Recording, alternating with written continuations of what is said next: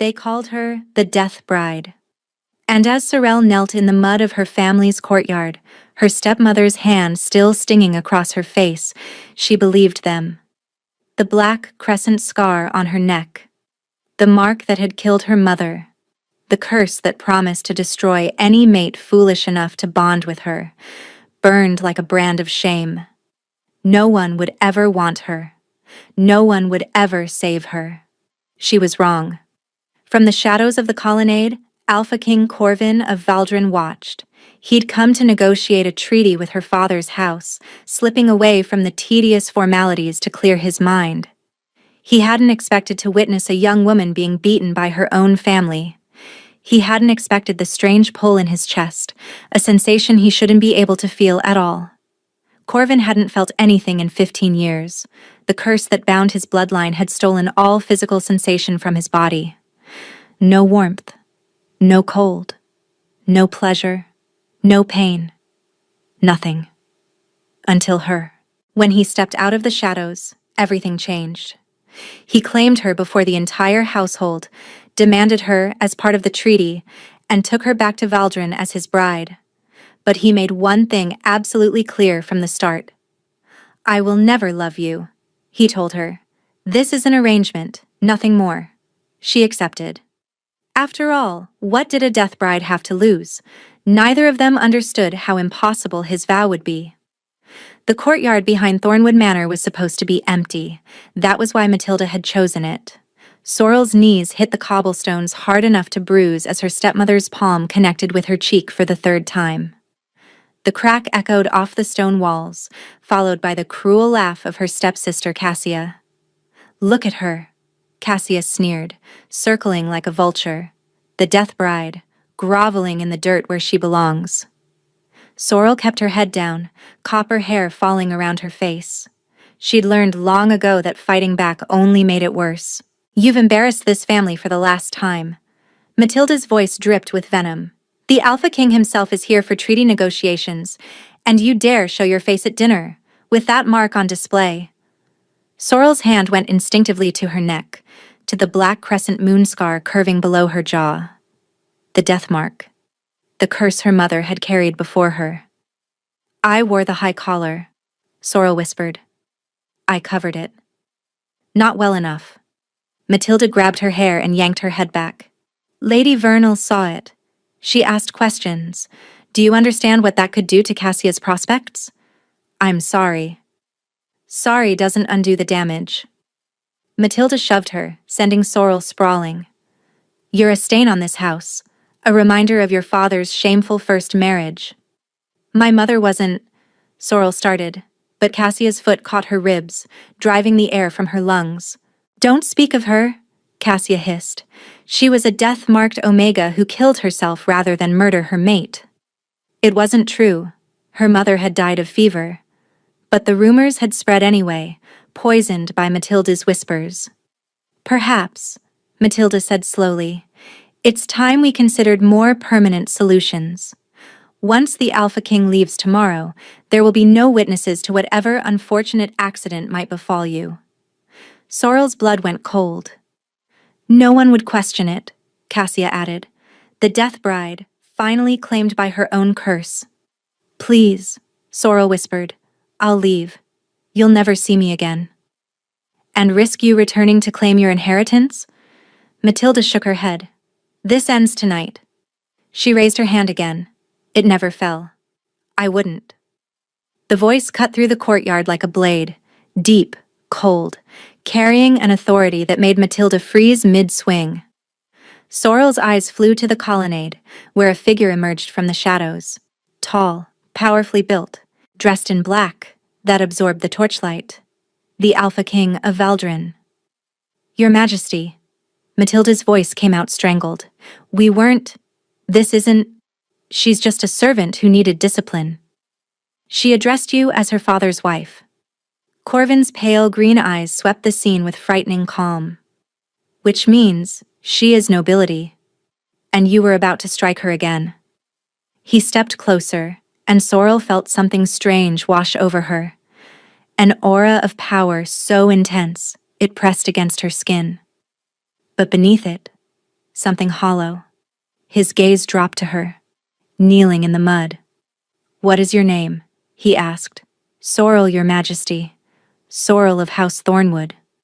His eyes moved to her neck, to the death mark. Something shifted in his expression. Not disgust, not pity. Something she couldn't name. "The Death Bride," he said quietly. Sorrel flinched. "Yes, that's what they call me." Corvin studied her for a long moment. Then he turned to Matilda, his voice lethal. I came to negotiate a treaty with Lord Phelan. I've decided on new terms." Matilda blinked. "Your Majesty? I'll take her." He nodded toward Sorrel. "As my bride." The courtyard went deathly silent. "What?" Cassia shrieked. "You can't. She's cursed. She'll kill you." "Perhaps." Corvin extended his hand toward Sorrel. "But that's my concern, not yours." Sorrel stared at his outstretched hand. This was madness. No one wanted her. "Why?" she breathed. His eyes met hers, cold and fathomless. "Because no one should kneel in the dirt while their family decides how to murder them." It wasn't a declaration of love. It wasn't even kindness.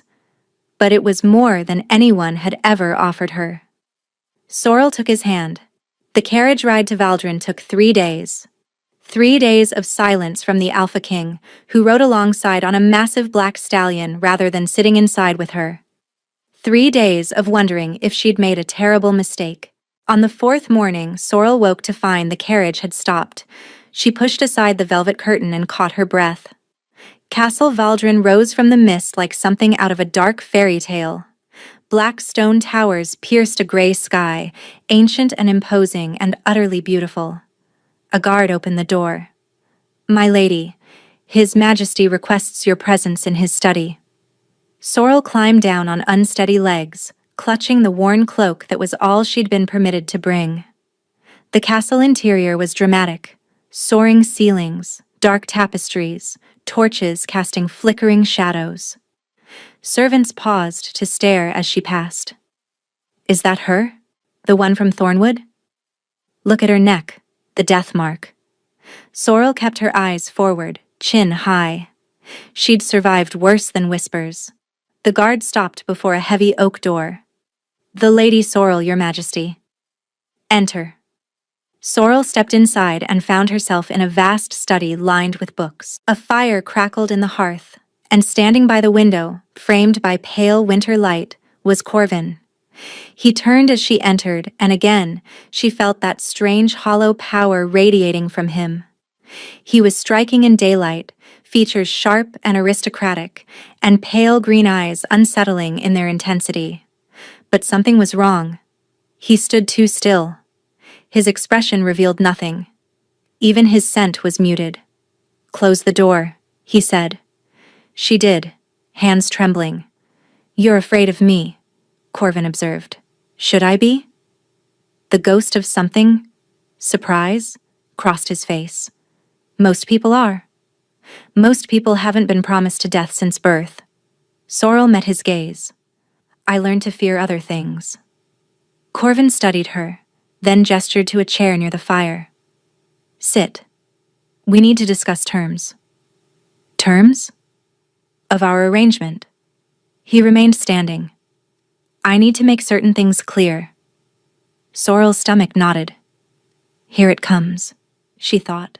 "I chose you for specific reasons," he continued, "none of them romantic. I need a wife for political purposes, an alliance, an heir. You need protection from a family planning to kill you. This arrangement serves us both." "I understand," Sorrel said carefully. "I'm not finished." His voice remained flat. "First, I will provide everything you need: clothing, servants, comfort, safety." "Thank you." "Second," he cut her off, "I will never love you." The words hung stark and brutal. "This will be a marriage in name only," Corvin continued. "We will share a bed when necessary to produce heirs. Otherwise, you will have your own chambers, your own life. I will be your husband in title, but nothing more." Sorrel searched his face for cruelty and found only emptiness. "Why?" she asked quietly. His jaw tightened. That's my concern. You're asking me to marry you, to bear your children. I think I deserve to know why you're incapable of— I didn't say incapable. I said I won't. But there wasn't a difference. Sorrel could see it now. In the muted scent. The absence of warmth. Something was fundamentally wrong with the Alpha King. You're hiding something, she said. Everyone hides something. His gaze dropped to her neck. You would know that better than most. Will you agree to my terms? Corvin asked. Or would you prefer I return you to Thornwood? Return to Matilda. Return to Cassia.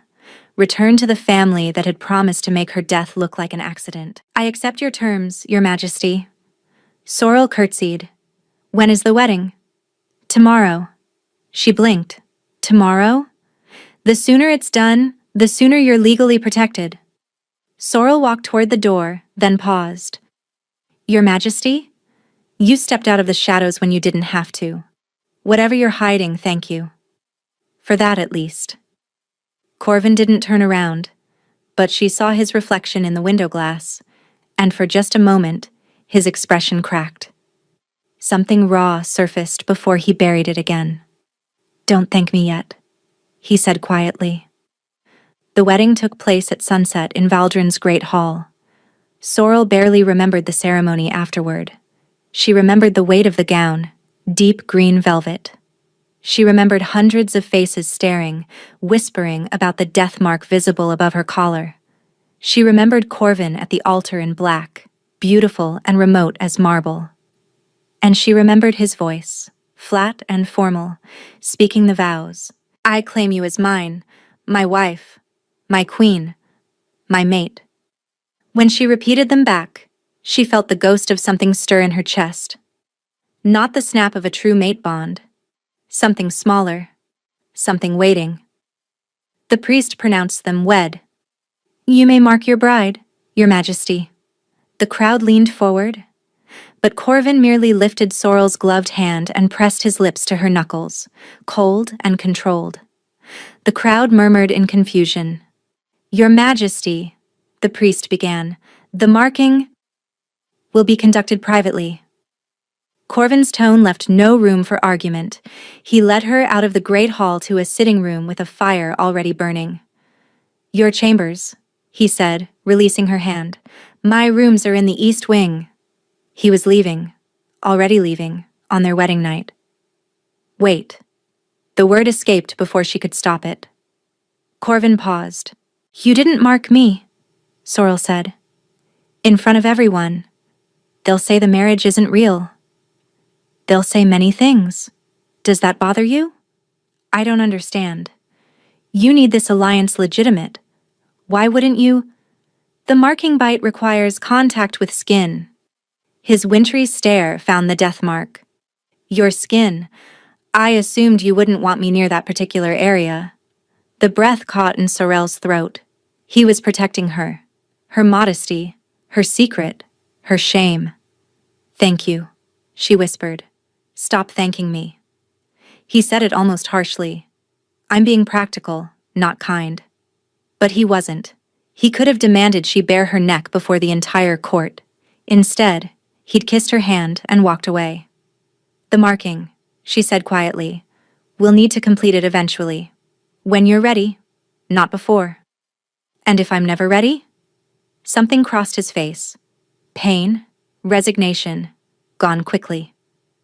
Then we'll find another way, he said. Good night, Sorrel. The door closed behind him. A knock made her jump. Come in, she called, expecting a servant. The woman who entered was perhaps 50, with steel-gray hair and sharp eyes. She wore formal robes of a court advisor. Your Majesty, I am Helene, His Majesty's primary counselor. Please, come in. Helene didn't sit. She moved closer, gaze fixed on Sorrel's neck. You're the death-marked girl from Thornwood. Do you know why His Majesty chose you? He said he needed an alliance, an heir. Helene laughed bitterly. He could have had any princess for that. Then why? The counselor stepped closer. Because he's dying, child, and he thinks you can't make it worse. The words hit like a physical blow. What? The Alpha King suffers from an affliction no healer can cure. Helene's eyes were hard but not cruel. He cannot feel anything. Touch, temperature, pain, pleasure. His body registers nothing. He's been hollow since he was 12 years old. Pieces clicked into place, the muted scent, the careful distance. Why are you telling me this? Because you need to understand what you've married into. Helene moved toward the door. He chose you because he believes you're safe, a death-marked bride for a hollow king. Neither of you can hurt the other. But don't try to fix him. Don't try to love him. He's incapable of feeling it, and you'll only destroy yourself. The door closed. Sorrel sank onto the bed.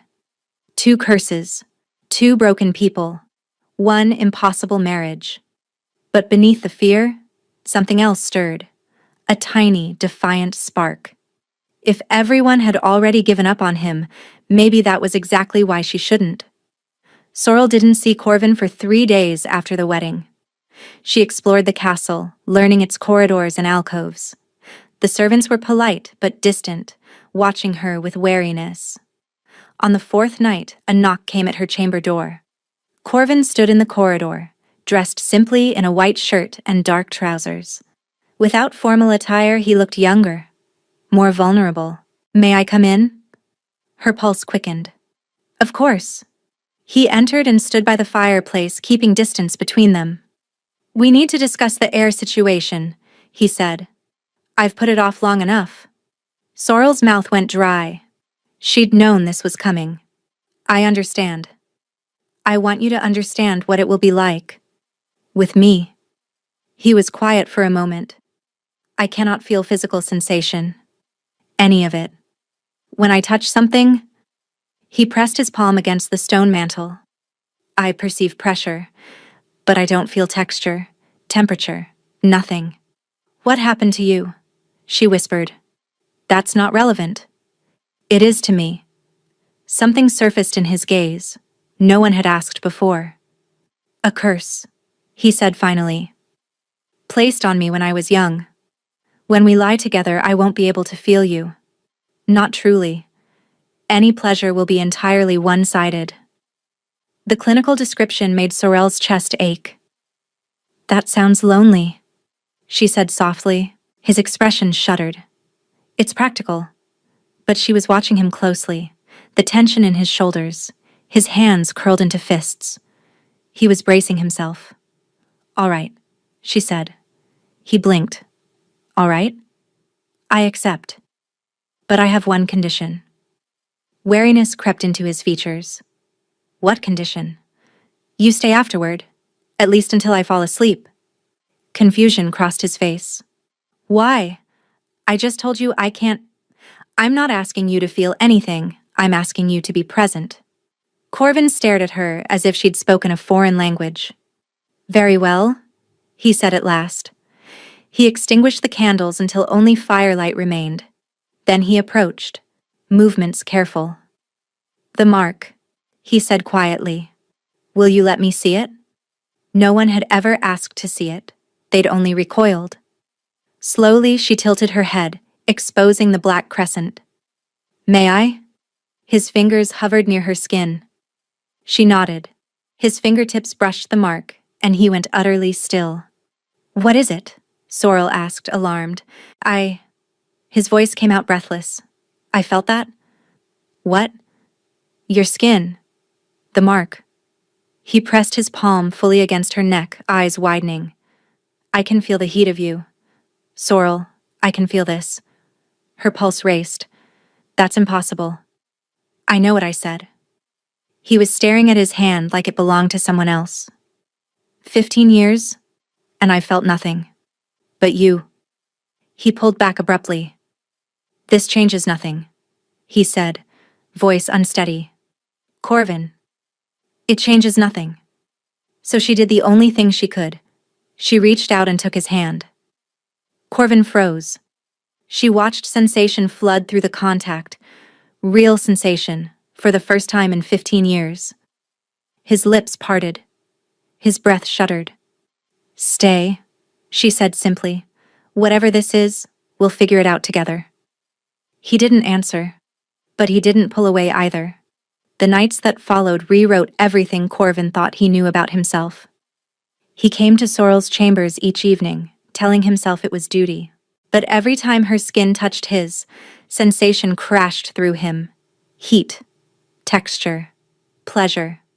Gods above, the pleasure.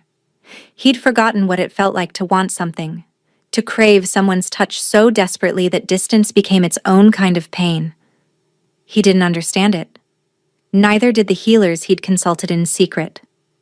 The curse remained unchanged, yet her skin against his unlocked something sealed away for 15 years.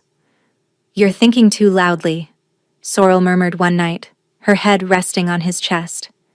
He'd started staying longer, first until she fell asleep, then until midnight, then until dawn. "I'm trying to understand," he admitted. "Why you? Why your touch?" Sorrel was quiet. "Maybe two broken things cancel each other out." "Does it frighten you?" she asked. "That you can feel again?" Corvin considered the question. 15 years of nothing. 15 years of watching others experience joy and pain while he moved through the world like a ghost. "Yes," he said finally. "It terrifies me." "Why?" "Because I remember what it was like to lose it. The curse didn't take my sensation gradually. It happened between one heartbeat and the next. One moment I could feel my mother's hand. The next, nothing." "I'm sorry," she whispered. "It was long ago." But his arm tightened around her. "Corvin? What if I could help? My mother studied old magics. She left journals." "No." The word came out sharp. "The last person who tried to break it died." Sorrel went still. "Who?" "My mother. She sought the witch who cast it, begged her to lift it. When she threatened her..." He trailed off. "She killed her?" "She made it worse. Tied the curse deeper. Now any child I father will carry it too." Horror dawned in Sorrel's eyes. "The heir. If we have a child, they'll be cursed." "Yes." His jaw tightened. "You should have been told before the wedding." "Why didn't you tell me?" "Because I was a coward." His forehead dropped to hers. "I'm sorry." "We can't have a child," Sorrel whispered. "Not if it means condemning them." "I know." Silence pressed down on them. "There has to be another way," Sorrel said finally. "A way to break it." "There isn't." "You don't know that." Her voice strengthened. "You've accepted it. But I haven't. And I won't." Corvin pulled back to look at her. In the firelight, her copper hair glowed like embers, and her eyes held fierce determination. "Why do you care?" he asked. "This was supposed to be an arrangement." Sorrel's hand came up to rest over his heart. "Because you stepped out of the shadows. Because you saved me. Because for the first time, someone chose me. And I refuse to let you suffer alone." Corvin couldn't speak. No one had ever fought for him, not since his mother died trying. She kissed him before he could respond. And for the first time, Corvin kissed her back not because of duty. He kissed her because he wanted to. 3 months passed like water through cupped hands. Sorrel had never been happier. The castle became a home. The servants warmed to her. And Corvin was changing. He smiled now, small, rare smiles. He sought her company during the day. They walked in the gardens, dined together, debated until the candles burned low. And every night, he came to her chambers. His condition remained unchanged with everyone else. But with her, he was learning to live again. It was Helene who noticed first. "You're different," the counselor observed. "Something's changed." "Nothing's changed," Corvin said. "You're spending more time with the Queen." Smiling. Helene's expression darkened. "You need to be careful." "Of what?" "Of attachment." The word landed like a blade. "The curse responds to emotion." "What do you mean?" "The curse has 2 stages." Helene stepped closer. "The numbness. That was just the cage. It kept you from forming bonds. But if you ever broke through, if you ever truly loved someone, that triggers the killing frost. The curse was designed to ensure no king of your line could ever rule with his heart. Corvin went very still. "Get out," he said quietly. "Your Majesty, get out." Helene left, but her words lingered like poison. That night, Corvin didn't come to Sorrel's chambers, or the next night. By the fourth night, Sorrel couldn't stand it. She went to find him. She discovered Corvin in his study, surrounded by ancient texts, looking like he hadn't slept in days. "What's wrong?" she demanded. "What happened?" "Nothing. Go back to your rooms." "No." She reached for his hand. He pulled away. The rejection stung like a blow. "Corvin, please, talk to me." "There's nothing to talk about." His voice was flat, dead. "Helene, she said something to you." His jaw tightened. "Whatever she said, it's wrong." Sorrel moved closer. "I'm not hurting you." "You don't know that." "I know how I feel." "And how is that?" Sorrel's heart pounded. They'd never spoken of feelings directly. "I love you," she said. Corvin's face went white. "Don't," he breathed. "Don't say that." "Why not? It's true." Tears burned in her eyes. "I love you, Corvin." "You can't." He was backing away. "If I feel too much, it takes more. And if you feel, I don't care about the curse, you should." His voice cracked. "Because I love you too." Time stopped. "What?" she whispered. "I love you." The words tore out of him. "I've loved you for weeks. I tried to stop, but I can't." He doubled over, clutching his chest. "Corvin!" Sorrel caught him. "What's happening?" His skin was ice cold. Frost was spreading across his shirt, crystallizing from his chest outward. "The curse," he gasped. "It's activating." "What do you mean activating?" His eyes met hers, and in them she saw terror. "Now it takes everything." His hand found hers weakly. "I'm sorry, I shouldn't have let myself—" His eyes rolled back. He collapsed in her arms. "Help!" Sorrel screamed. "Someone help us!" But even as servants came running, one thought consumed her. She had finally found someone who loved her. And her love was killing him. The healers could do nothing. Sorrel sat vigil beside Corvin's bed for 2 days, watching frost creep across his body. It spread from his chest to his shoulders, down his arms. His skin was translucent, his lips blue. "There must be something," she pleaded with the chief healer, Aldrich. He shook his head. "The curse is ancient, designed to be unbreakable. Every curse can be broken. Not this one." He gathered his supplies. "I'm sorry. You should prepare yourself." After he left, Sorrel wept. This was her fault. She'd pushed him, confessed her love when she should have stayed silent. "I'm sorry," she whispered, taking his frozen hand. "I never meant to." "He can still hear you, you know." Sorrel's head snapped up. An ancient woman stood in the doorway, wrapped in a traveling cloak. Her eyes were milky white, clearly blind, but they fixed on Sorrel with unsettling accuracy. "Who are you?" "The guards let me pass. I told them I could help."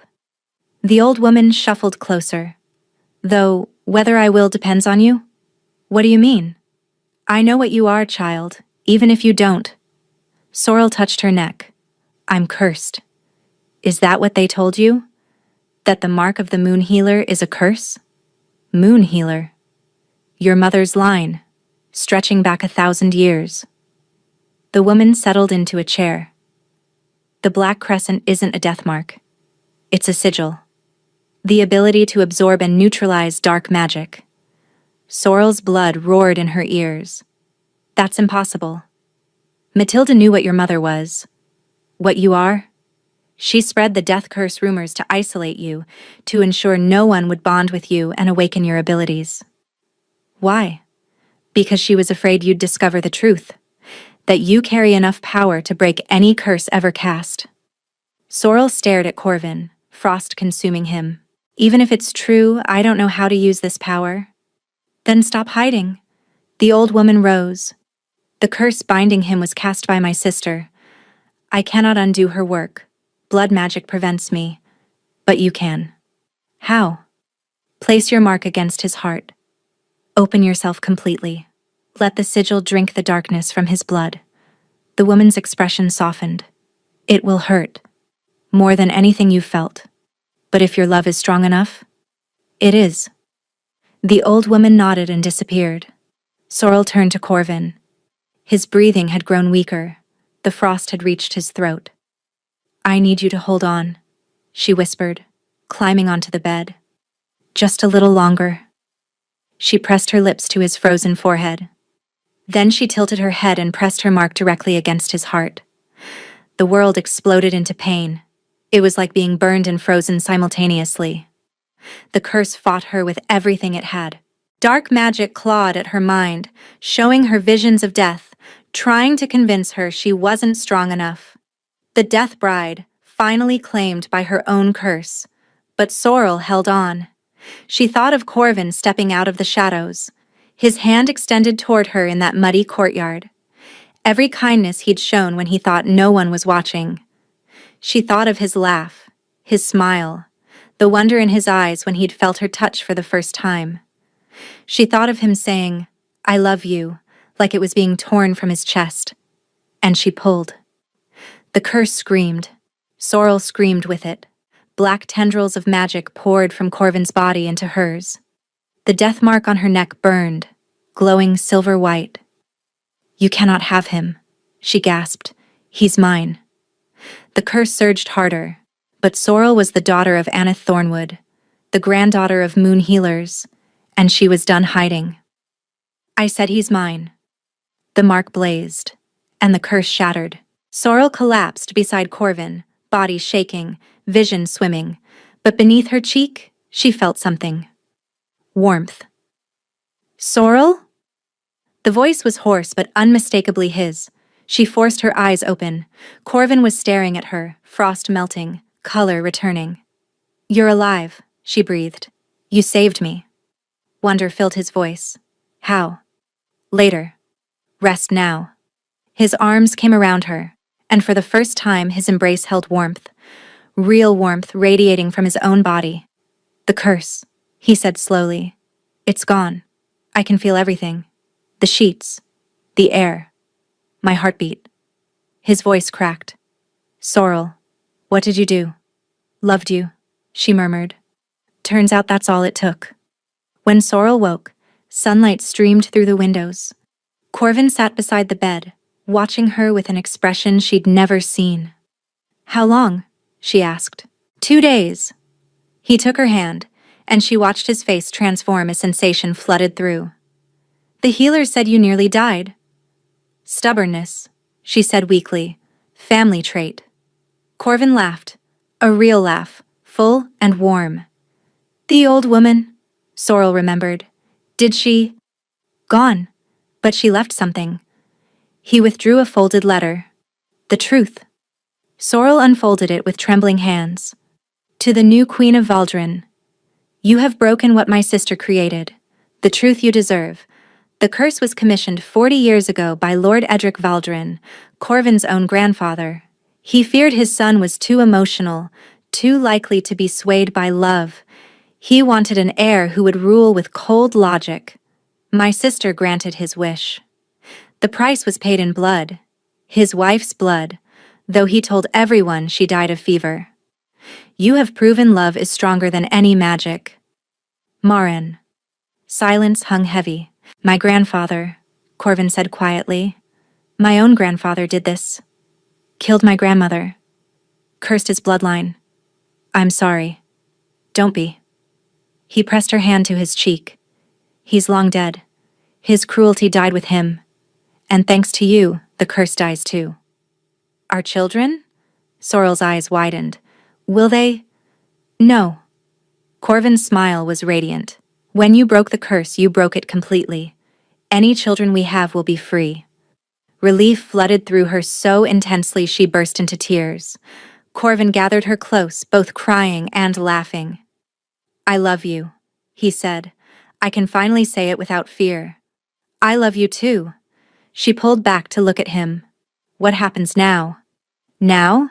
He kissed her softly. Now we live. 6 months later, Queen Sorrel of Valdrin watched her husband address the assembled nobles. How things had changed.